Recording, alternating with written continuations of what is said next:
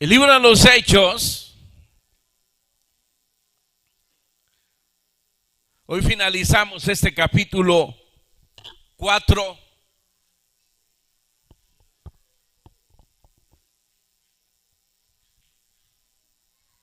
El libro de los Hechos, capítulo 4.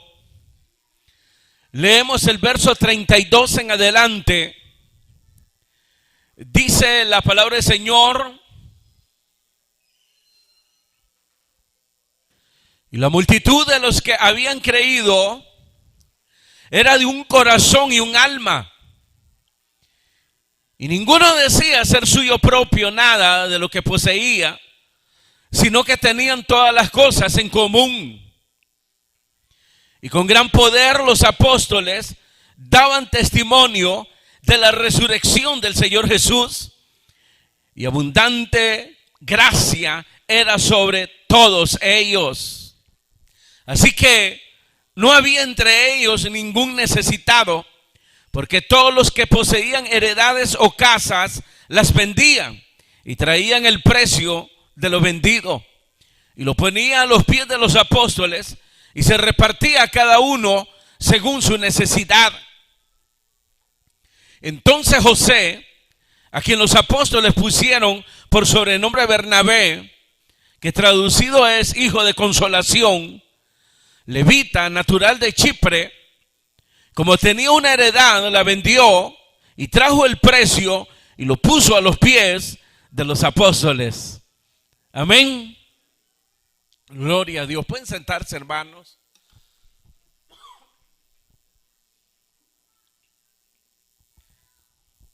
Qué interesante que el escritor al libro de los Hechos, Lucas, cierra, hermano, este capítulo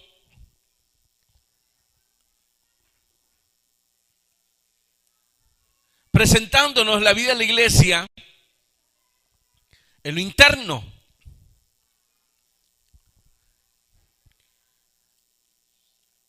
Ya habíamos estudiado bastante los hechos de la iglesia afuera, donde comenzó, hermanos, a realizar la obra de Dios de conquistar las almas para Cristo. 3,000 personas, 5,000 personas, más lo que el Señor añadía. Y ahora pues nos presenta lo que sucedía, hermanos, en lo interno de la iglesia.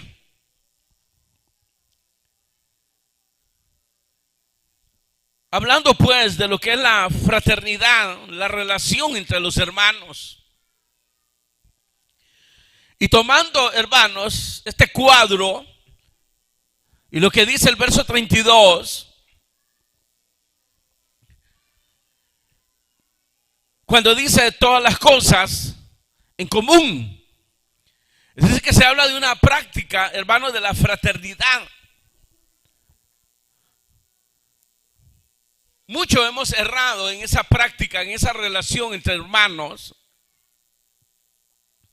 Y aquí se nos muestra, hermanos, cómo es que debe ser esa relación realmente.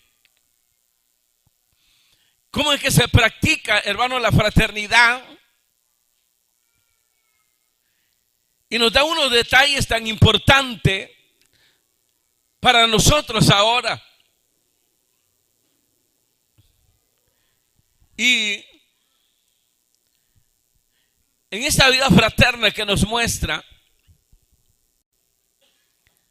de tener, hermanos, todas las cosas en común, de la ayuda, hermano, prácticamente hacia los pobres, porque dice según la necesidad. Así era la ayuda que se daba con el despojo que hacían, hermanos, los que tenían.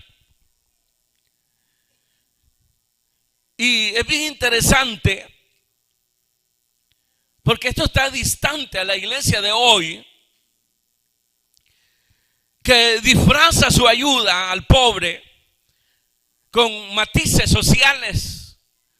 Usted ha oído que las iglesias tienen ONG y hacen obras, pero son obras, hermanos, superficiales.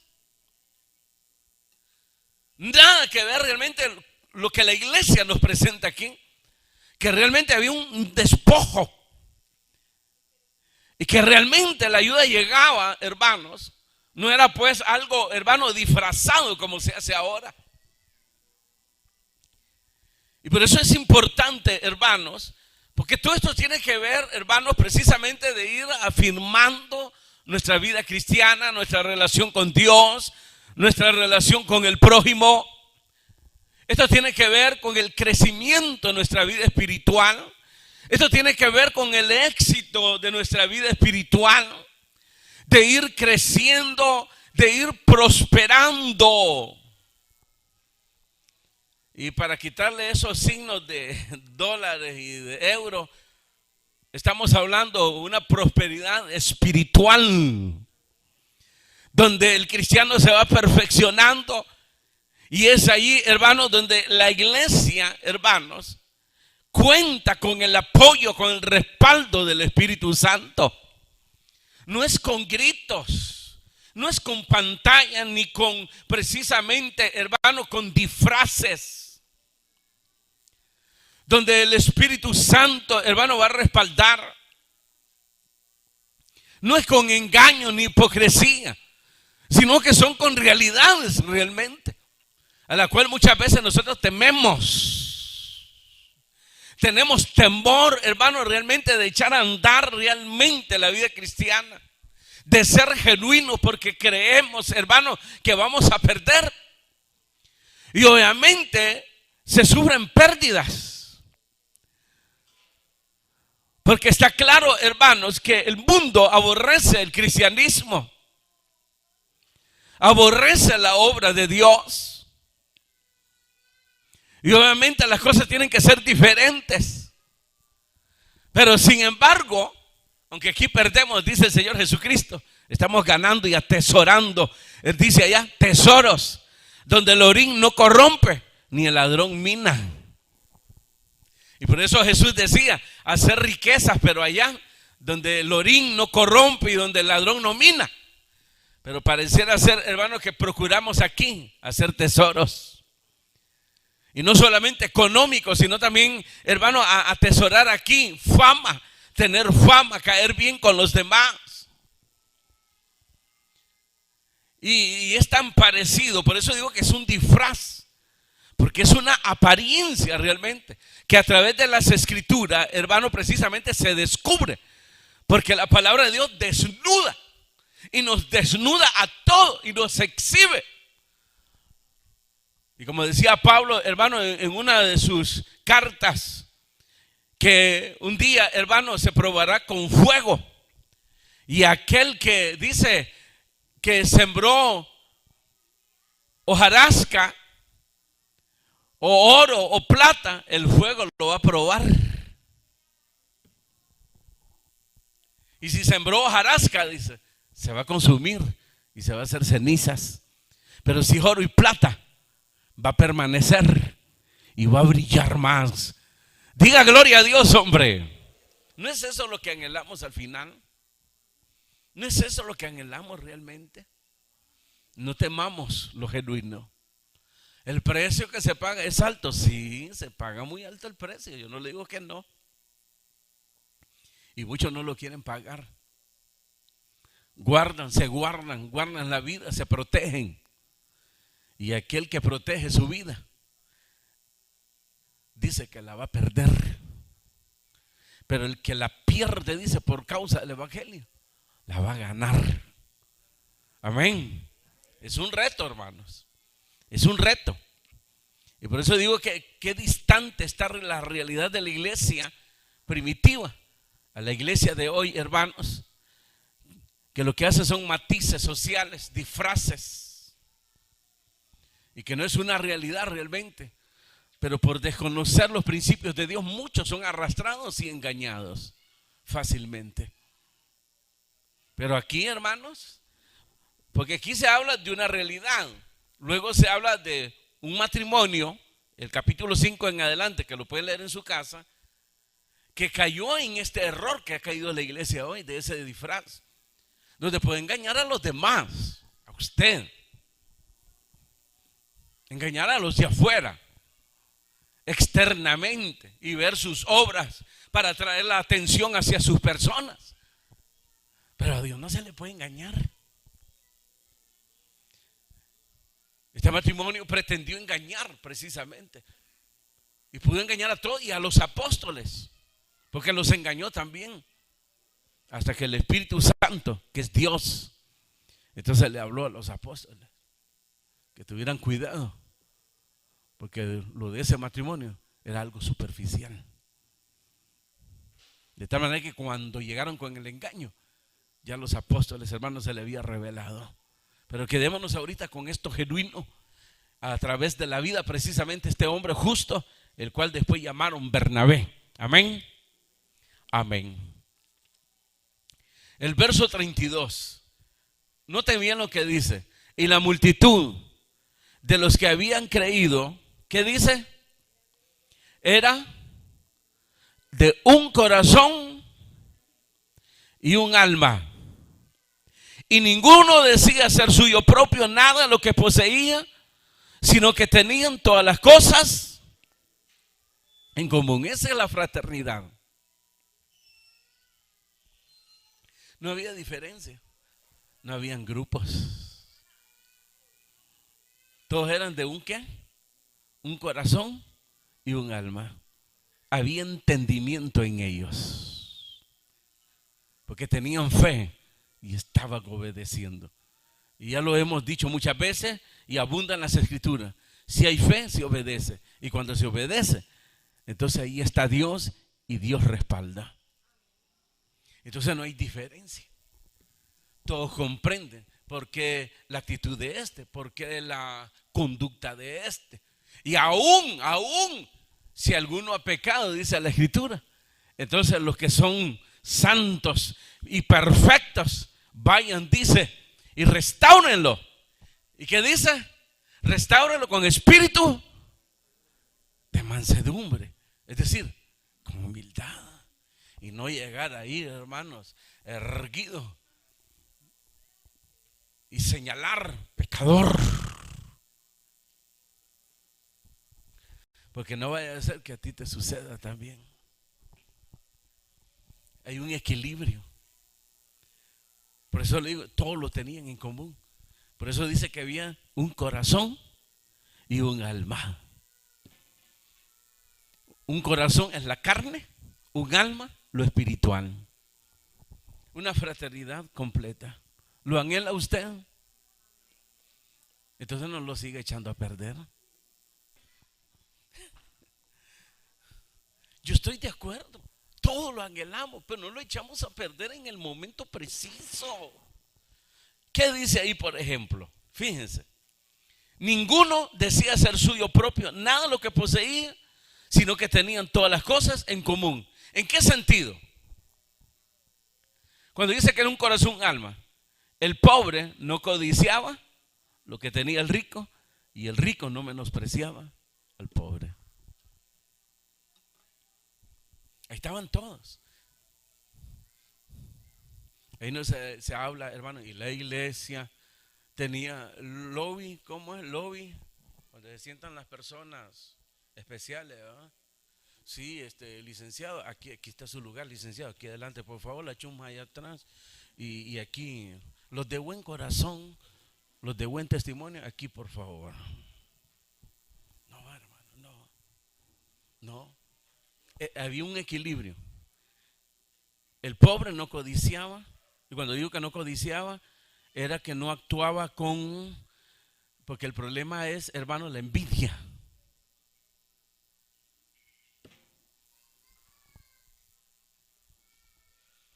La envidia. Y a veces forman ellos los obstáculos, el pobre. No le han dicho nada y él ya con su pensamiento, sí, no, casi no me habla porque como yo soy pobre, pues sí, mi familia era pobre. Y como yo soy del indio patarrajada, aquí pasa la sangre. También el otro. Pero no te adelante a los hechos. Porque eso es peligroso. La envidia lleva la codicia. Y como no lo puedes obtener, entonces actúas mal. Nadie decía, dice aquí, leámoslo. Ninguno decía ser suyo propio nada lo que poseía, sino que tenían todas las cosas en común. Había un equilibrio. El pobre no codiciaba, no tenía envidia del que tenía, y el que tenía no menospreciaba al pobre. Sí. ¿En qué sentido? En el sentido de que amigo de todos, saludaba a todos. No tenía el rico de protegerse dentro de la iglesia de nadie. Pero como se siembra, y a veces el mismo ministro siembra la discordia, cuando comienza a ser acepción de personas. Al final la iglesia, cuando entró en su apostasía, ¿se acuerdan? No sé si es Judas el que denuncia que habían caído ya precisamente en eso, y que está identificada con la iglesia en Apocalipsis de la Odisea, que al que es rico, dice, lo atendía, y cuando venía un hermano que no tenía, lo menospreciaban. Y lo peor que lo hace ¿cómo es que le llaman? Porque hay personas que se prestan. ¿Cómo le llaman a esas personas? No tienen nada, y por querer sacar se prestan a eso, a esas divisiones. Igualados les dicen. Querer ser parte de ellos.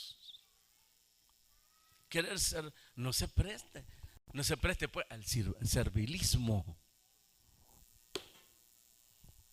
para no hacer y guardar el equilibrio. Yo cuando leía esto y el Espíritu Santo, esto es bello, hermano, este equilibrio. Entonces el rico no tenía necesidad de esconderse, porque sabía que el pobre había entendido y el rico había entendido. Por eso cuando se hablan de los niveles, por ejemplo, dice amos, ¿qué dice? Que respeten a los trabajadores y que los traten bien, pero también los trabajadores que respeten a los amos y que no se aprovechen que son cristianos, dice ahí. Es decir, ser el equilibrio. Porque qué tristeza ver un cristiano que porque el jefe es cristiano, en vez de mejorar su condición, abusa de ello. ¿Y por qué te va a estar? No importa si mi jefe es cristiano, entiende.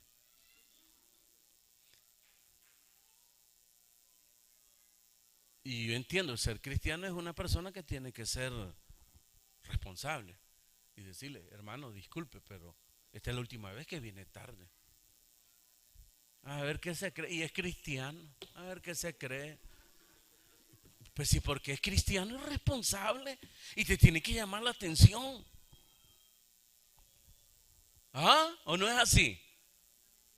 Y usted como trabajador tiene que darse su lugar y tiene que respetar.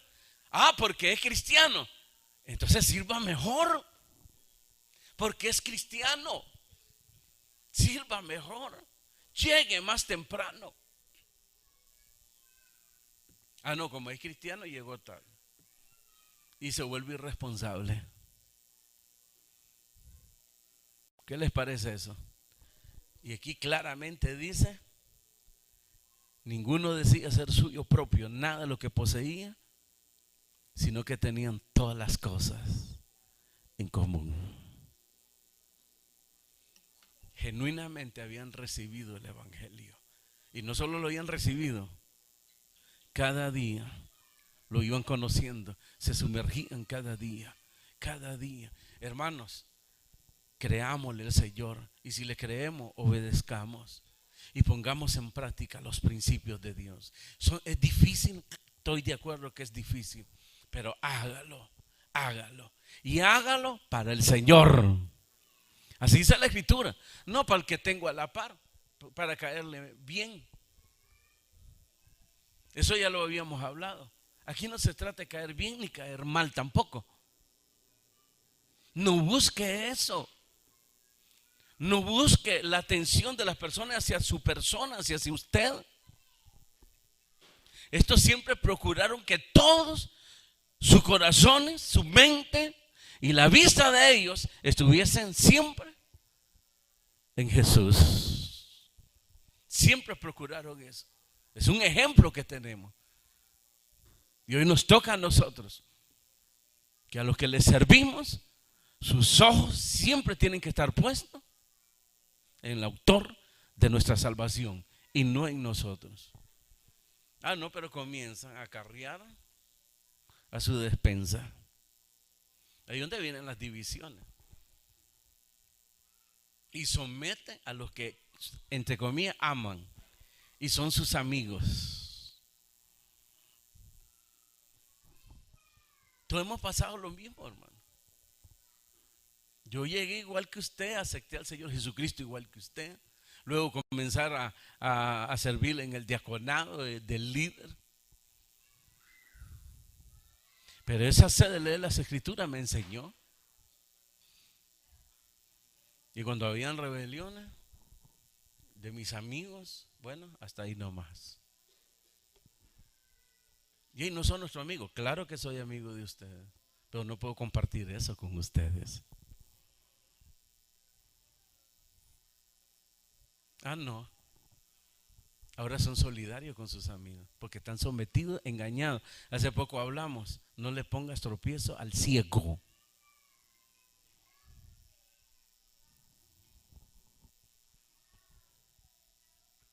El ciego es aquel que todavía no ha entendido. Entonces el otro lo manipula precisamente y lo extravía. Amén. Verso 33. Y con gran poder los apóstoles daban testimonio de la resurrección del Señor Jesús, y abundante gracia era sobre todos ellos. Fíjense que esto es bien importante, hermano, porque la iglesia en realidad no es una base social y que está para andar haciendo bienes, no sé cómo decirle, como han caído las iglesias, y que al final ojalá lo hicieran de corazón. Todo es superficial.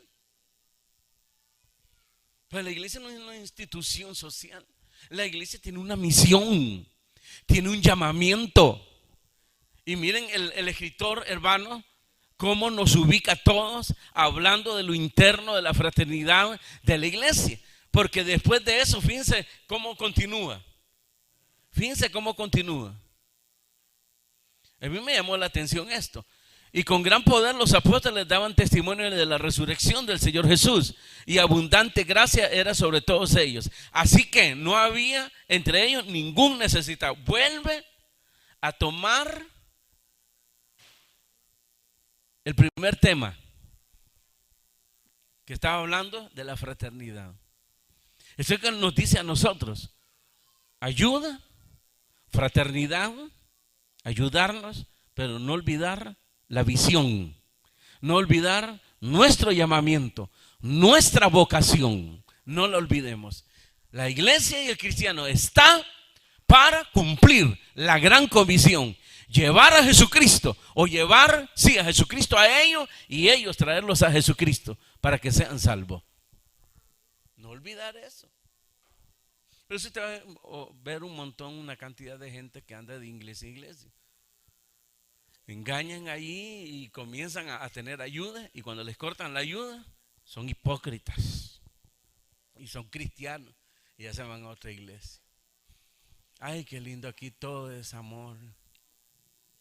Y se mete, consiguen que les ayude, y cuando ya no les ayudan, lo mismo, nos vemos. Y ahí anda, de iglesia en iglesia. Es un error. Por eso lo importante, ya va a ver qué importante es, hermanos, las declaraciones que se hacen aquí, que a veces no le ponemos atención nosotros, pero sí nos ubica el escritor, y el Espíritu Santo ahora nos ubica. No nos olvidemos de nuestra misión, que nada de este mundo nos acapare y nos distraiga de la misión. La iglesia ha descuidado su misión. Está distraída en los problemas, está distraído en sus necesidades, está distraído precisamente por los problemas externos. Y no digamos pues, hermanos, cuando hay divisiones, completamente distraído y se ha olvidado de la misión. Y se ha olvidado que está para rescatar, para restaurar y no para destruir. Amén. Y por eso ya en el 34 dice, así que, fíjense, es decir, él vuelve a retomar el tema de la fraternidad. Así que no había entre ellos ningún necesitado, porque todos los que poseían heredades o casas las vendían y traían el precio de los vendidos y los ponían a los pies de los apóstoles y se repartía cada uno según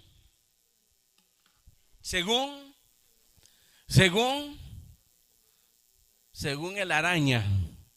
Porque hay muchos que son arañas, bandidos, sinvergüenza. A ustedes se les enseñó en los grupos familiares practicar la fraternidad y tener cuidado con las ayudas. Se le ayuda al que ama a Dios realmente y que está en la obra de Dios y está comprometido con la obra de Dios. Y de repente el anfitrión, la anfitriona, el líder se enferma. La mayoría de la gente que usted tiene son gente que lava ropa. La mayoría de las mujeres. Obviamente padecen de artritis, padecen de la espalda, padecen de los pulmones. Pero aún así le están sirviendo, aman la obra de Dios. Entonces ahí se ayuda. Y ahí viene lo fraterno, la práctica del grupo familiar con su líder y anfitrión de ayudar. Hermano, hay una necesidad. Y aquí todos vamos a ayudar al hermano, a la hermana. No hay necesidad de decir quién es para no poner en pena, en vergüenza a la persona. Pero hay una necesidad. Hay una hermana que es trabajadora, pero se ha enfermado y no está trayendo el alimento por su enfermedad. Necesita comprar esta medicina. Entonces aquí todos vamos a ayudar. Yo como líder pongo 50 pesos porque tiene que ser ejemplo el líder. O pongo 20 según su capacidad. No está diciendo de que se rompa todo, pero se pone de ejemplo y se practica. Pero ahora no, hermano, tengo una necesidad. Sí, vamos a ir a la iglesia que todos den, hermano, lo más fácil. Lo más fácil. Porque ya se les olvidó la visión. Jesucristo lo dijo claramente, a los pobres siempre los van a tener. Porque se trata de visión. Entonces en el grupo familiar cuando se desayuda, aumenta. Entonces muchas personas, hermanos, les atrae el evangelio.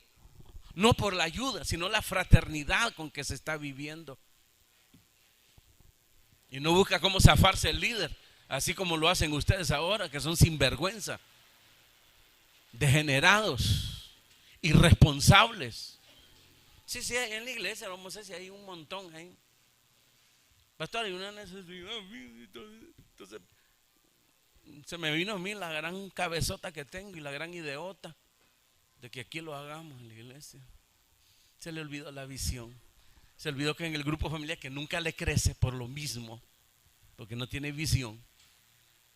Y es una oportunidad para crecer. Entonces él estimula la fraternidad. Ya si es grande el problema, entonces habla con su supervisor. Hermano, fíjese que contribuimos con esto, pero falta todavía. Entonces el supervisor habla con los otros grupos en la cual está él ministrando. Así es como se hace, porque la idea es la fraternidad y que todo tiene que ir dentro de la visión. Así es como se hace. Pero solo leí esto. ¿Qué dice? Verso 35, y lo ponían a los pies de los apóstoles y se repartía a cada uno según su necesidad. No es de que va a estar manteniendo.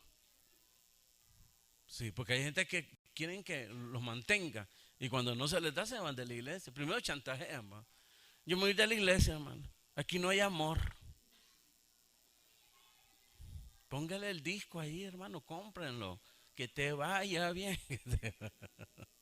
Sí, es un sinvergüenza. Los grupos no son, ¿qué? Criaderos de lagartos. Es un grupo de almas que tiene visión, aleluya, que tiene un llamamiento, pero que se duele, como dice la Escritura.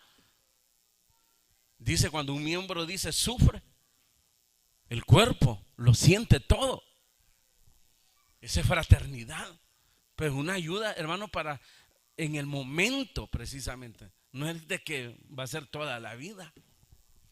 Y va a ser precisamente, hermano, la persona que está identificada.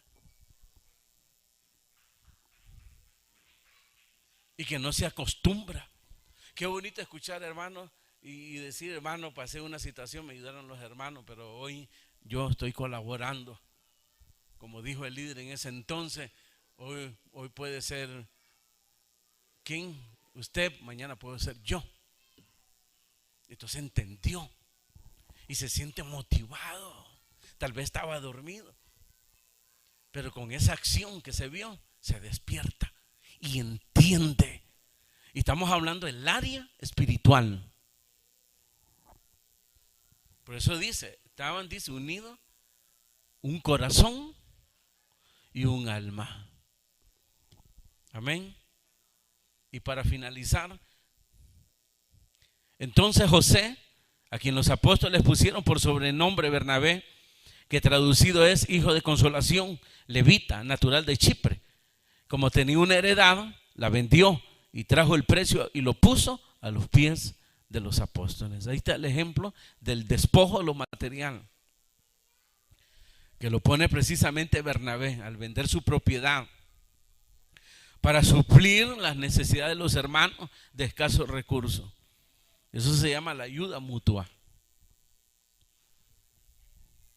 No es de que usted hoy que tiene su única casa la va a vender. No está diciendo eso. Él tenía una propiedad y no la estaba lucrando ni nada. Entonces la vendió y lo trajo a los pies de los apóstoles para la ayuda del pobre. Porque nadie, dice al principio, ninguno decía ser suyo propio nada de lo que poseía, sino que tenían todas las cosas en común. Ese es el cuadro que nos presenta las Escrituras. En otras palabras, el Espíritu Santo, porque muchos de nosotros, ay hermano, ¿cómo puedo saber la voluntad de Dios? Aquí está. Aquí está lo que Dios espera de ti. Que seas de un corazón, de un alma. Eso es lo que Dios quiere. Que seas genuino. Y la única manera de ser genuino es cuando se le cree a Dios y cuando se le obedece. Entonces está el respaldo de Dios ahí. Por eso dice que con poder, dice, habían los apóstoles, tenían el respaldo del Espíritu Santo, porque ellos le habían creído y le estaban obedeciendo. Es decir, estaban sometidos a los principios de Dios. Se estaban dejando guiar.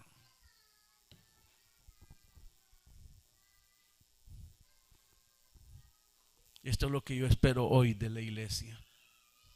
De la iglesia que vengo a traer, dice el Señor. Esa es la iglesia que yo espero. Que practique la fraternidad, pero que lo haga genuinamente, no disimulando, ni saludando con sombrero ajeno. Ay, hermano, le pedí ayuda a él y yo le dije al pastor, pidamos a la iglesia, no quiso, no quiso. Yo tuve el buen corazón de ayudar, hermano, pero el hermano pastor me bloqueó, no quiso.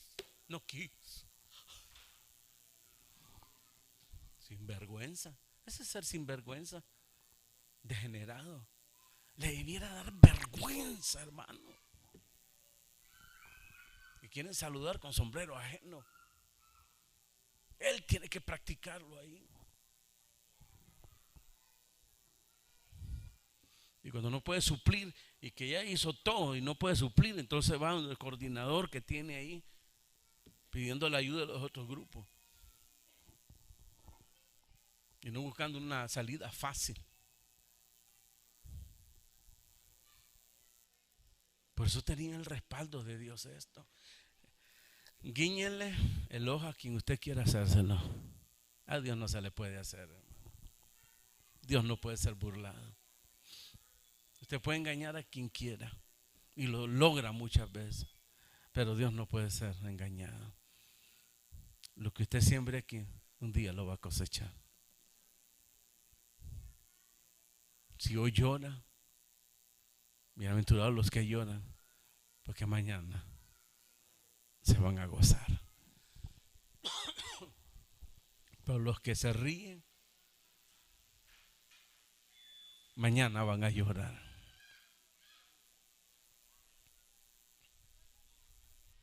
Todos somos llamados a sembrar. Y cada quien mire cómo siembra, cómo está sobreedificando, dice la Escritura. Amén. Cierre sus ojos y dígale: Señor, gracias por tu palabra, por tu consejo. Líder, anfitrión, coordinador, practíquelo. Practíquelo. Cuide las ovejas, hombre, porque Satanás anda como león rugiente buscando a quien devorar. Cuide la grey, dé la vida por ellos, guardándolos con el palabra, con consejo, mostrándoles siempre a Jesucristo, no defraudando, no mintiendo, no haciendo trampas, sino honrando a Dios.